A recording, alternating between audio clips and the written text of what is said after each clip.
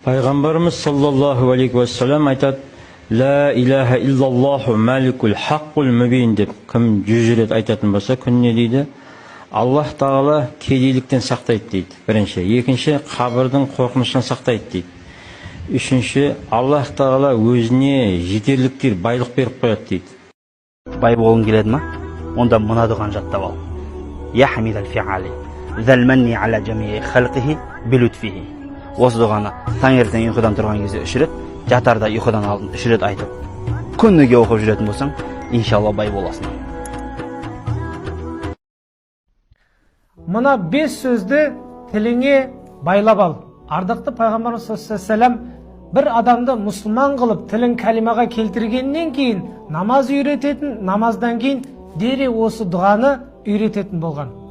Кімге байлық керек болса, кім үйленгісі келетін болса, кім тыныштық тапқысы келетін болса, кім балалы болғысы келетін болса, барлығы осы дұғаның ішінде бар. Осы дұға барлығын қамтиды. Ол мынау дұға: Аллахым мағфирли, Аллахым мені кешіре көр, вархамни, сен маған мейіріміңді бөлей көр, варзуқни, маған халал, табысты рызық бере көр, ваафини, маған тән және жан саулығын бере көр, және уахдини, Алла Тағала мені тура жолға сала көр деген осы дұғаны тіліңізден тастамаңыз иншалла. Айтып айтады пайғамбарымыз саллаллаху алейхи ва саллям: егер осы 4 нәрсені айтсаң, дүниеңді де ақыретіңді де бітіріп қойдың. Айтып айтам: Аллахумма ғфирли, вархамни, ваафини, варзуқни. Болды.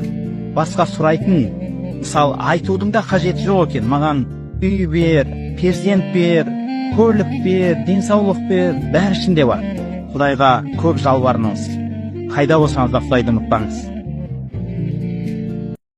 Бай болғың келеді ме? Өзіңнің үйіңнің болғанын қалайсың ба? Ешкімге мұқтаждықсыз, қарызсыз өмір сүргің келеді ме? Онда мына бір дұға сен үшін. Есінде болсын, жазып ал, жаттап ал, және басқалардың да сауапқа кенелуіне қаласаң, онда осы видеоны тарқата жүр.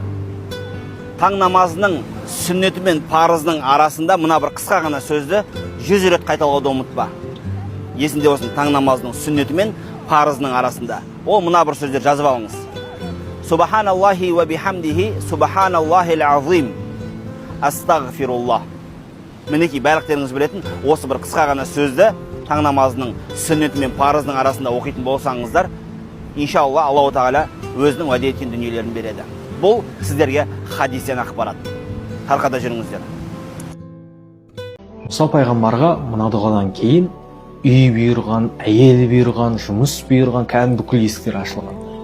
Сен де осы дұғаны жаса. Рабби инни лима анзалта илайя мин хайрин фақир. Кім?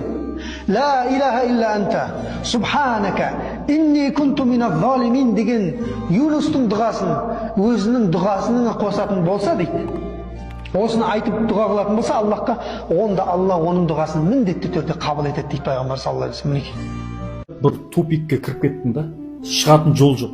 Не істеймін енді? Анадан көмек сұрайсың, мынадан көмек сұрайсың, бірақ пайда жоқ та. Сол кезде Юнус алейхиссалам дұғасы бар ғой. Ла илаха илля анта субханака инни кунту миназ залимин дейді. Осы дұғаны айтшы, қандай тупикке кірсең де Аллах Тағала шығарып тастайды да.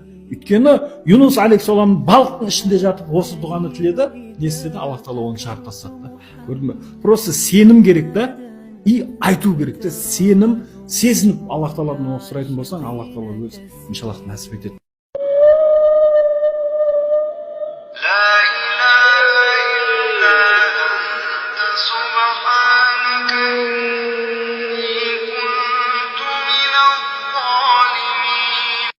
Пайғамбарымыздың уақытында бір кісі келеді дейді. Сонда Алланың елшісі кедейліктен шаршады дейді. Шаршадың ба кедейліктен дегенде иә дейді. Онда сен үйіңе кіргенде үйіңде адам болсын болмасын ассаламу алейкум деп сәлем беріп кір дейді. Одан кейін маған салауат айт дейді. Одан кейін құл хуаллаху ахад аллаху самад деп осы сүрені оқы дейді. Сонда Алла сенің берекет береді. Әлгі азамат осыған, әлгі сахаба осыған амал жасаған. Сонда үйінің берекесінің толғандығы соншалықты берекесі көршілеріне дейін жайып кеткен екен. Оны жаңағы Хафиз Абу Муса әл-Мәданидің риуаятында келтіреді екен. Үш нәрсені қамтитын бір дұға. Бұл дұғада Алладан адал ризық несібе, пайдалы білім әрі қабыл болатын амал сұрайсыздар. Қысқа ғана дұға оқылуы бұлай.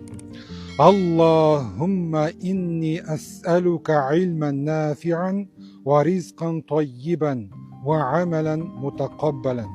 Мағынасы: Я Алла, расында мен сенен пайдалы білім, адал ризық несібе, әрі қабыл болатын амал сұраймын. Осы видеоны жақындарыңызға жіберіп қойыңыздар, олардың да осы дұғаның оқуына себепші болыңыздар. Алла тағала сауаптан жазсын. Ал неғұрлым көп кешірім сұрасаңыз, Алла тағала сіздің ырзығыңызды көбейтіп көтере береді екен. Нұх алейхиссалам өзінің қауымына қарап тұрып былай деп айтқан: Алла тағаладан кешірім сұраңдар, ол өте кешірімді. Ол сендерге көктен жаңбыр жаудырады, және де мал дүниелерің мен балаларыңды көбейтеді. Истиғфар айту бұл сіздердің проблемаларыңыздың шешілуі. Астағфирулла, астағфирулла, астағфирулла. Қайда жүрсеңіз де осы истиғфарды айтып отырыңыз. Алла тағала сіздердің мал мүліктеріңізді де, дүниелеріңізді де, бала шағаларыңызды да көбейтеді.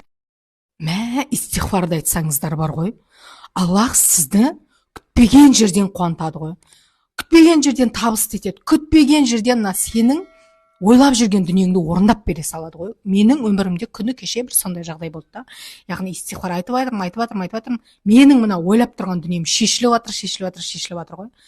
Жай ғана астағфируллах, Аллахым мені кешірші деп жүрекпен миллион рет айтасыз ба, бір рет айтасыз ба? Ең бастысы айтыңызшы. Аллах сізге міндетті түрде көмектеседі. Бүгіннен бастап астағфирулла сөзін өте көп айтыңыздар. Естеріңізге сала кетейік, көпшіліктің қолына тиіп, алғысын жаудырып жатқан Құрандағы 40 дұға электронды кітапшасын әлі де жеңілдікпен ала аласыз. Неге электронды деп сұрасаңыз, себебі оны пайдалану ыңғайлы әрі бағасы қолжетімді. Басты мақсатымыз сіздерге пайдалы болуы. Қағаз нұсқасы болса, бағасы бірнеше есе қымбатқа түсер еді. Кітапшада ризық, береке, кешірім сұрау, иман байлығы және тағы да басқа тақырыпта дұғалар бар. Бағасы 50% жеңілдікпен бар болғаны 1000 теңге. Қолжетімді, арзан бағада алып үлгеріңіз. Сонымен қатар әр сатып алушыға сыйлыққа 5 керемет электронды кітапша беріледі. Олар пайғамбарлар дұғалары, кешірім сұрау дұғалары, ризық арттырудың 15 жолы мен ризық пен береке туралы 25 дұға. Сыйлыққа берілетін 5 керемет кітапшаның бірі мыңдаған сауабы бар 6 салауат кітапшасы. Бұл салауаттарды әсіресе жұма күні оқысаңыз, нұр үстіне нұр болады. Сондықтан асығыңыз, мүмкіндікті жіберіп алмаңыз. Экранда көрсетілген нөмірге жеңілдік сөзін жазыңыз да төлем жасап, электронды кітапшаларды бірден алыңыз. Жасаған дұғаларыңыз қабыл болсын.